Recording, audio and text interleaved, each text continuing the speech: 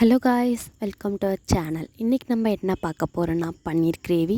So இந்த gravy வந்து idli, dosa and chapati எல்லாத்துக்குமே நல்லாயிருக்கும். ஸோ அதுக்கு ஃபர்ஸ்ட் பேனில் ஆயில், பட்டை, கிராம்பு அண்ட் பெருஞ்சீரகம் ஆட் பண்ணிக்கோங்க. அது கூடவே பெரிய வெங்காயம் 2 பொடியாக நறுக்கி சேர்த்துக்கோங்க. வெங்காயம் வதங்கிறதுக்காக கொஞ்சம் கல்லுப்பு ஆட் பண்ணிக்கோங்க. வெங்காயம் கோல்டன் ப்ரௌன் ஆனதுக்கப்புறம் 1 டேபிள் ஸ்பூன் இஞ்சி பூண்டு சேர்த்துக்கோங்க.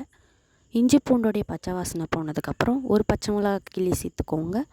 அது கூடவே பெரிய தக்காளி 2 அரைச்சி சேர்த்துக்கோங்க.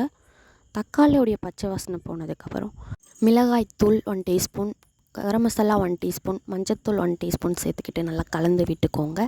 அது கூடவே தேங்காய் பால் 100 ml சேர்த்துக்கோங்க. கொஞ்சமாக தண்ணி விட்டு நல்லா கொதிக்க விட்டுருங்க. பன்னீர் வந்து நான் 150 கிராம் எடுத்திருக்கேன். ஸோ தண்ணி நல்லா கொதிச்சோடனே பன்னீர் ஆட் பண்ணிக்கோங்க. பன்னீர் ஆட் பண்ணி ஒரு 5 மினிட்ஸ் நல்லா கொதிக்க விட்டு கொத்தமல்லி போட்டு இறக்குனீங்கன்னா சுவையான பன்னீர் கிரேவி ரெடி. ஸோ உங்கள் வீட்டில் ட்ரை பண்ணி பார்த்துட்டு எப்படி இருக்குன்னு கமெண்ட்டில் சொல்லுங்கள். And subscribe for more videos. By guys.